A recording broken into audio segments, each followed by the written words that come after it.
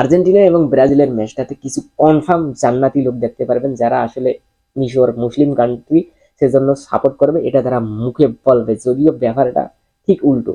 একটু খোঁজখবর নিয়ে দেখবেন এই কনফার্ম জান্নাতি বা মিশরের সাপোর্ট করা লোকগুলো, যারা মুসলমান অজুহাতে আসলে মিশরের সাপোর্ট করতেছে, যে মুসলিম কান্ট্রি এজন্য তাদের সাপোর্ট করতেছে, দেখবেন যে কেউ কেউ ব্রাজিলের সমর্থক, আবার কেউ জার্মানির সমর্থক, অথবা অন্য যে কোনো ফুটবল দলের সমর্থক। তাদের মূল কাজই হচ্ছে আর্জেন্টিনার বিরোধিতা করতে হবে।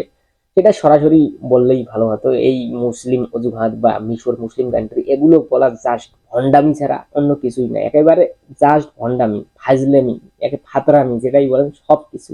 মিশর মুসলিম কান্ট্রি এর জন্য সাপোর্ট করতে হবে, এটা কোন ধরনের কথা? মুসলিম কান্ট্রি বা যদি হারাম হারাম বা এরকম কিছু খোঁজেন যে ফুটবল হারাম, ফুটবল হালাল না দেখে, তাহলে মুসলিম কান্ট্রি গুলো খেলতেছে কেন? ইরান, মিশর, তুরস্ক এগুলো তো ফুটবল খেলার দরকার নেই। অতএব এই যে মুসলিম কান্ট্রি এজন্য সাপোর্ট করতে হবে, এগুলো জাস্ট একেবারে ফাদারামি কথা। মূলত এরকম যারা কথা বলে মূলত ব্রাজিলের সমর্থক হতে পারে, জার্মানির সমর্থক হতে পারে, বা অন্য কোনো ফুটবল দলের সমর্থক হবে তা, অথবা কি জন্য বুঝলাম না। যাই হোক, এরকম সমর্থকদের সাথে বা সাপোর্টারের সাথে তর্ক করার দরকার নেই।